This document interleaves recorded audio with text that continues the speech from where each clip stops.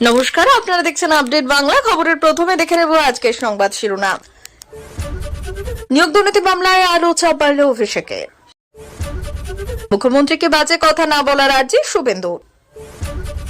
BJP অতীত ফের তৃণমূলে ফিরছেন এই হেভিওয়েট নেতা। কুণালের দাবিতে তোলপাড়। ওর অসংখ্য বউ, শুভেন্দু জবাব দিলেন নন্দীগ্রামে জাহাজ বাড়ির মালিক। বিকিরি মনে হয়েছিল দেখে, অফিসার প্রশ্ন করলেন আপনি কে, নাম শুনেই কেঁপে উঠল পুলিশ। সঞ্জয়কে বাঁচাতে খেলা আর্যিকর কাণ্ডে বিস্ফোরক অভিযোগ তৃণমূল নেতার। শেখ হাসিনার ভারতে থাকার মেয়াদ বৃদ্ধি করল নয়াদিল্লি। টিএমসি যাত্রা শুরু, 21 খেলা হবে বর্ষপূর্তিতে বড় ঘোষণা তৃণমূলের। 26 সুর বাঁধা শুরু এখন থেকে। আমি যার দিকে তাকাই সে ধ্বংস হয়, বললেন শুভেন্দু অধিকারী। আসছি বিস্তারিত খবরে। বিগত কিছু সময় নিয়োগ দুর্নীতির সূত্র ধরে বহুবার শিরোনামে উঠে এসেছে অভিষেক বন্দ্যোপাধ্যায়ের সংস্থা লিভস অ্যান্ড বাউন্সের নাম। এবার প্রাথমিক নিয়োগ দুর্নীতিতে ইডির মামলায় অভিষেকের সংস্থার বিরুদ্ধে চার্জ গঠন করল আদালত। মঙ্গলবার 50 জনের বিরুদ্ধে আদালতে চার্জ গঠন হয়, যার মধ্যে ছিলেন অর্পিতা মুখোপাধ্যায়, তাপস মণ্ডল, কুন্তল ঘোষ সহ অন্যান্যরা। কিছুদিন আগে 1 ফেব্রুয়ারির মধ্যে প্রাথমিক নিয়োগ দুর্নীতি মামলায় চার্জ গঠন করে জেলবন্দি প্রাক্তন শিক্ষামন্ত্রী পার্থ চট্টোপাধ্যায়কে জামিন দেওয়ার নির্দেশ দিয়েছিল সুপ্রিম কোর্ট। আদালতের নির্দেশ মতো তড়িঘড়ি নিম্ন আদালতে চার্জ গঠনের প্রক্রিয়া শুরু করে ইডি।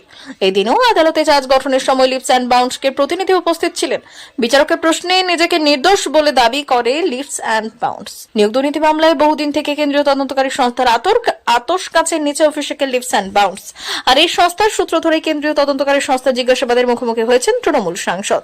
অভিষেকের সংস্থায় চলছে ইডির ম্যারাথন তল্লাশি। গত বছর প্রথম সারির সংবাদ মাধ্যমকে দেওয়া একান্ত সাক্ষাৎকারে অভিষেক দাবি করেছেন এখন মিনারেল ওয়াটার তৈরির কাজেই যুক্ত আছে নিয়োগ দুর্নীতি মামলায় নাম জড়ানো সংস্থা লিভস অ্যান্ড বাউন্স।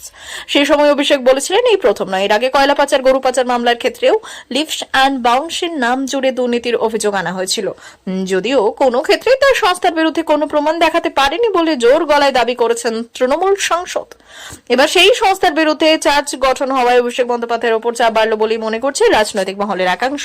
ওড়িশার বিজেপি সরকার জঙ্গল থেকে বাঘ ছেড়ে দিচ্ছে, আর সেই বাঘ ধরতে হচ্ছে পশ্চিমবঙ্গের বন বিভাগকে। মুখ্যমন্ত্রীর এই অভিযোগকে বাজে কথা বলে মন্তব্য শুভেন্দু অধিকারীর। মঙ্গলবার নিজের বিধানসভা কেন্দ্র নন্দীগ্রামের সাংবাদিকের মুখোমুখি হয়ে এই কথাই বললেন শুভেন্দুবাবু। মুখ্যমন্ত্রীকে সংযত বক্তব্য রাখার অনুরোধ করেছেন শুভেন্দু অধিকারী। তিনি বললেন এমন কিছু বলবেন না যাতে বাঙালি হিসেবে আমার লজ্জিত হয়। আর এই দিন শুভেন্দুবাবু বললেন বা কখনো ছেড়ে দেওয়া যায় না। মুখ্যমন্ত্রী মাঝে মধ্যেই ফাউল টক করেন। কদিন আগে সন্দেশখালীতে গিয়ে সবাইকে বিধবা হতে বলেছেন যারা লক্ষ্মীর ভান্ডার পান 60 বছর হয়ে গেলে বিধবা ভাতার জন্য কান্নাকাটি করতে হবে না। 60 বছর হয়ে গেলে সব মহিলা বিধবা হবেন বলে উনি জানালেন। কি করে এই রকমই অনেক ফাউল টক করেন। মমতাকে শুভেন্দু অধিকারীর পরামর্শ, উনি 3 বার মুখ্যমন্ত্রীর মতো গুরুত্বপূর্ণ পদে বসেছেন। আমি ওনাকে বলবো আপনি কান দিয়ে দেখবেন না, চোখ দিয়ে দেখুন। আপনার কাছ থেকে মানুষ এই ধরনের কথা আশা করে না। আপনার অনেক বয়স হয়েছে, আপনি এই ধরনের কথা বললে লোকে হাসে। শুভেন্দুবাবু মুখ্যমন্ত্রীকে উদ্দেশ্য করে বললেন আমরা আপনার বিরোধী, কিন্তু আমরা পশ্চিমবঙ্গের নাগরিক। পশ্চিমবঙ্গের মুখ্যমন্ত্রীকে নিয়ে যদি ওড়িশার লোক খিল্লি করে যে আমরা বাঘ ছেড়ে দিচ্ছি, এটা পশ্চিমবঙ্গবাসী হিসেবে গায়ে লাগে। কিন্তু মুখ্যমন্ত্রীকে অনুরোধ করবো এমন কিছু বলবেন না যাতে বাঙালি হিসেবে আমরা লজ্জিত হই। সোমবার গঙ্গাসাগরে সাগর মেলার প্রস্তুতি পরিদর্শনে গিয়ে মমতা বন্দ্যোপাধ্যায় বললেন আবার একটা চলে এসেছে, তোমরা তো তোমাদের জঙ্গলের খেয়াল রাখবে যাতে তোমাদের বাঘ আমাদের এখানে ঢুকে না পড়ে। এমনিতেই হাতির সংখ্যা আমাদের বেড়ে গিয়েছে। হাতির জন্মের পর হার অনেক বেশি, খাদ্য দিতেও সমস্যা। ধান খেতে ভালোবেসে চলে যাচ্ছে, রাস্তায় চলে এলো, বন কর্মীদের সামলাতে হয়। উড়িষ্যা সরকারকে বলবো বাঘ উদ্ধার করে নিয়ে যেতে। এখন আবার যদি সেই আতঙ্ক সহ্য করতে হয় তাহলে ছেড়ে দিন, আমরা সারা জীবন রেখে দেব। তিনি বললেন বাঘকে পাঠালে চিরকালের জন্য পাঠান, আমরা রেখে দিচ্ছি। তোমাদের নিজেদের রাখার জায়গা নেই, নিয়ে গিয়ে জলে ছেড়ে দিলে এটা কি হচ্ছে? আমি ওড়িশা সরকারকে দোষারোপ না করে বিশেষ অনুরোধ করব, দয়া করে বনকর্মী পাঠিয়ে বাঘকে ফেরত নিয়ে যান। শুধু আমাদের দোষারোপ করবে না, আমাদের বাসিন্দারা আর ভোগান্তি সহ্য করবে না। রাজনীতির দুনিয়ায় দলবদল কোনো নতুন ব্যাপার নয়। বিভিন্ন সময় নানান দাপুটে নেতাকে দলবদল করতে দেখা গিয়েছে। বঙ্গ রাজনীতিতেও এমন উদাহরণ রয়েছে ভুরি ভুরি। এবার এমনই একজন হেভিওয়েটকে নিয়ে বিস্ফোরক মন্তব্য করলেন তৃণমূল নেতা কুণাল ঘোষ। তিনি বললেন আগামী বছর উনি আবার কোন দলে থাকে সেটা দেখুন। তৃণমূল থেকে বিজেপি কিংবা বিজেপি থেকে তৃণমূলে নাম লিখিয়েছেন বাংলার বহু দাপুটে রাজনীতিবিদ। 24 লোকসভা নির্বাচনের প্রাককালে যেমন ফের একবার দলবদল করেন ব্যারাকপুরের বাহুবলী নেতা অর্জুন সিং, তৃণমূল ছেড়ে ফের একবার বিজেপিতে নাম লেখান তিনি। এবার তাকে নিয়ে বড় মন্তব্য করলেন তৃণমূলের রাজ্য সাধারণ সম্পাদক কুণাল। আবারও ফুল বদল করতে চলেছেন ব্যারাকপুরের প্রাক্তন সাংসদ। তৃণমূল নেতার মন্তব্য সেই জল্পনা উস্কে দিয়েছে। অর্জুন প্রসঙ্গে কুণাল বললেন, এই দিন বললেন অস্ত্র জঙ্গি এসব নিয়ে আমার জ্ঞান কম, এতে অর্জুন সিং এর জ্ঞান বেশি। বিজেপিতে থাকলে কিছু অতিরিক্ত যোগ করে বলতে হয়, তবে আগামী বছর উনি আবার দলে কোন দলে থাকে সেটাই দেখুন। অর্জুন সিং এর একাধিকবার দলবদলের প্রসঙ্গ টেনে কুণাল বললেন, অতীতে তো বারবার ও দলবদল দেখা গিয়েছে, সেই কারণে পরের জানুয়ারিতে অর্জুন সিং কোথায় থাকেন সেটাই দেখার। তৃণমূলের রাজ্য সাধারণ সম্পাদকের এই মন্তব্যের পরেই বিজেপি নেতার দলবদলের জল্পনা মাথাচাড়া দিয়েছে। তাহলে কি ফের ফুল বদল করবেন তিনি? অনেকের মনেও কি দিয়েছে সেই প্রশ্ন। উল্লেখ্য, 19 লোকসভা নির্বাচনে বিজেপির টিকিটে ব্যারাকপুর থেকে দাঁড়িয়েছিলেন অর্জুন সিং। জয়ী হয়ে সাংসদ হওয়ার পর ফের তৃণমূলে প্রত্যাবর্তন করেন। 24 লোকসভা ভোটের আগে ফের ফুল বদল করেন তিনি। তৃণমূল ছেড়ে আবারও গেরুয়া শিবিরের নাম লেখান। বিজেপির তরফ থেকে এবারও তাকে ব্যারাকপুরের টিকিট দেওয়া হয়েছিল, তবে এবার আর জয়ের মুখ দেখতে পারেননি এই দাপুটের নেতা। তাহলে কি ফের দলবদলের পথে হাঁটতে চলেছেন তিনি? কুণাল ঘোষের সাম্প্রতিক মন্তব্য সেই জল্পনায় উস্কে দিয়েছে। আমি যার দিকে তাকাই ধ্বংস হয়ে শাহজাহান ধ্বংস হয়েছে, কেষ্ট 2 বছর জেল কেটেছে, এবার এই চোরটার কি অবস্থা করব আপনারা দেখে নেবেন। নাম না নিয়ে নন্দীগ্রামে দাঁড়িয়ে শেখ সুফিয়ানকে এই ভাষাতেই আক্রমণ করতে দেখা গেল বিধানসভার বিরোধী দলনেতা শুভেন্দু অধিকারীকে।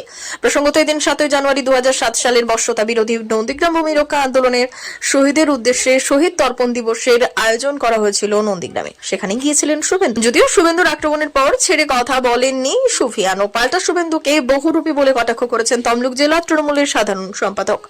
এদিন শহীদ তর্পণ দিবসের অনুষ্ঠান থেকে কার্যত হুঙ্কারের সুরে শুভেন্দু বললেন, একটা চোর জাহাজ বাড়ি বিক্রি করছে আর অসংখ্য বউ দেবব্রত বাড়ির খুনের মামলায় শর্তাধীন জামিনে আছে। আমি যার দিকে তাকাই ধ্বংস হয়, শাহজাহান ধ্বংস হয়েছে, কেউ 2 বছর জেল কেটেছে, এবার ওই চোরটার কি অবস্থা করব আপনারা দেখে নেবেন। শুভেন্দুর এই মন্তব্য নিয়ে এখন নন্দীগ্রামের রাজনৈতিক মহলে চলছে তুমুল চর্চা।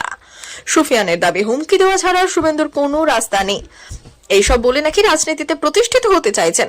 পাল্টা কটাক্ষবান জানিয়ে তিনি বললেন, মিথ্যে মামলা দিয়েছে আমার বিরুদ্ধে, আসলে ওর রাজনৈতিক কোনো কেরিয়ার নেই, তাই এইসব বলে রাজনীতিতে প্রতিষ্ঠিত হতে চাইছে। আমি নাম করে বলছি, শুভেন্দু অধিকারী চোর ডাকাত, ও কাগজে মুড়ে টাকা নেয়, সবাই জানে, মানুষ ওকে শিক্ষা দেবে। এখানেই শেষ নয়, শুভেন্দু রাজনৈতিক ভবিষ্যৎ নিয়ে প্রশ্ন তুলছেন তিনি। খানিক খোঁচা দিয়ে বললেন, আগামী দিনে হয়তো উনি কোনো রাজনৈতিক দলই করবেন না, সন্ন্যাসী হয়ে বা মহাপুরুষ হয়ে পালিয়ে যাওয়ার ধান্দা করছেন। কোন বিষয়ে মহাপুরুষ সেটা বলতে পারবো না, চোরের মহাপুরুষ বা ডাকাতের মহাপুরুষ হতে পারেন, ওর পক্ষে বিভিন্ন ধরনের রূপ ধারণ করা সম্ভব ও বহুরূপী।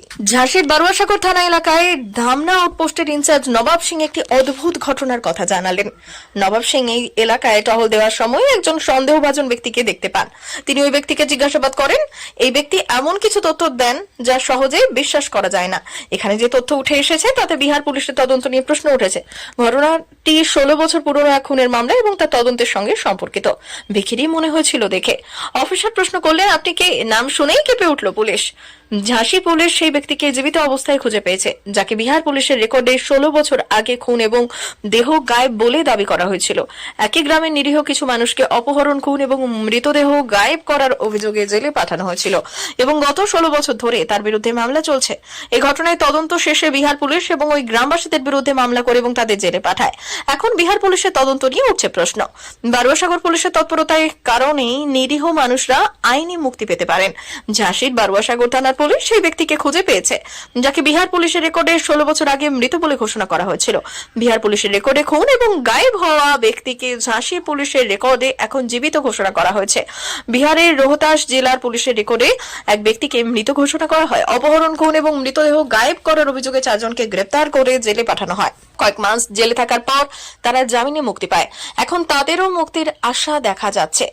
মৃত ঘোষিত ব্যক্তিকে খুঁজে বের করা আউটপোস্ট ইনচার্জ তার সঙ্গে কথা বলেন এবং পুরো ঘটনার সম্পর্কে তথ্য সংগ্রহ করেন। জানা গিয়েছে, বিহারের রোহতাস জেলার আকরি গোলা গ্রামের বাসিন্দা নাথুনি পাল তার মামার বাড়িতে থাকতেন। 2008 সালের 17 সেপ্টেম্বর তিনি হঠাৎ নিখোঁজ হন। এই ঘটনায় নাথুনি পালের মামা বাবুলাল পাল তারই গ্রামের 4 জনের বিরুদ্ধে অপহরণ, খুন এবং মৃতদেহ গায়েব করার অভিযোগে থানায় এফআইআর দায়ের করেন। বিহারের রোহতাস জেলার পুলিশ ওই মামলায় অভিযুক্ত রত্তি পাল, বিমলেশ পাল, ভগবান পাল এবং সতেন্দ্র পালকে গ্রেপ্তার করে জেলে পাঠায়। অভিযুক্তরা বর্তমানে জামিনে মুক্ত হয়ে মামলা লড়ছে। আজিকর ধর্ষণ এবং খুনের মামলায় ধৃত সিভিক ভলেন্টিয়ার সঞ্জয় রায়কে সর্বোচ্চ সাজা দেওয়ার আবেদন জানিয়েছে সিবিআই। এরই মাঝে এবার তৃণমূল কংগ্রেসের কুণাল ঘোষ অভিযোগ করলেন, ধৃত সিভিক ভলেন্টিয়ারকে বাঁচাতে খেলা শুরু হয়েছে। এরই সঙ্গে তার আরও দাবি, রাজনৈতিক স্বার্থে আরজিকরের নির্যাতিতার বাবা মাকে বিভ্রান্ত করার চেষ্টা চলছে। উল্লেখ্য, আরজিকর কাণ্ডে তদন্ত নিয়ে সুপ্রিম কোর্টে দ্বারস্থ হয়েছে নির্যাতিতার বাবা মা।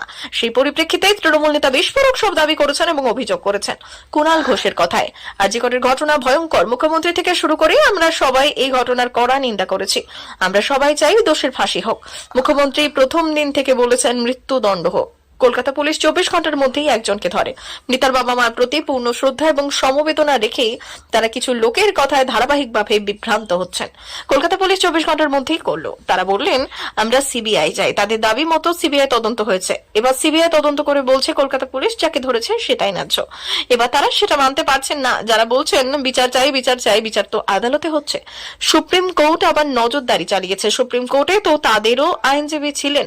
শুনানির সময় তো পূর্ণ সুযোগ ছিল সুপ্রিম কোর্টে সবটা বলার।